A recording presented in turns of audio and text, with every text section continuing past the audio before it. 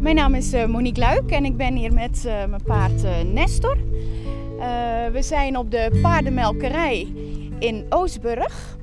En de paardenmelkerij is tevens een camping, de Paardenwei.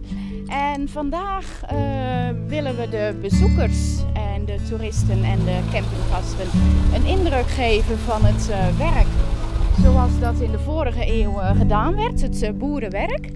En dat is onder andere met paarden.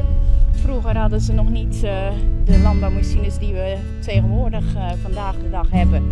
Dus vroeger gebeurde alles nog met de hand, met de paarden. En u ziet hier achter mijn paard bijvoorbeeld een schudder. Daarmee werd het hooi geschud.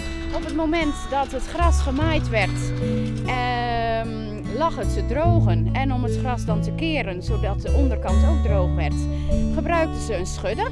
We hebben verschillende soorten schudders. We hebben hier ook een vorkjeschudder. Daaraan zitten vorkjes in de vorm van een riek. En die schudt het hooi dus gewoon om en om, zodat het bovenop ook kan drogen. En we doen dit vandaag eigenlijk heel de dag om de toeristen een indruk te kunnen geven hoe dat ging. Nadat we met de paarden werkten, kwamen de grotere machines. En die zien we hier ook vandaag.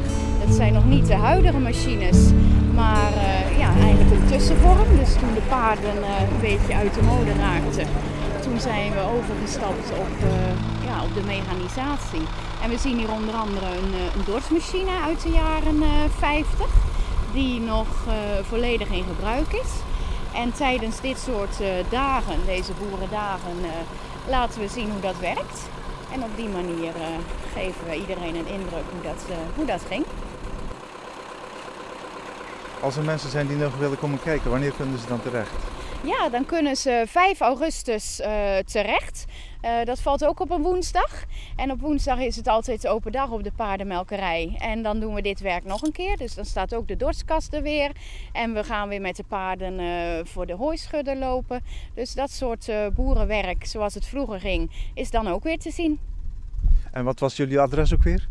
Ons adres is Brugse Vaart. Paardenmelkerij Nortier, Brugse Vaart in Oostburg.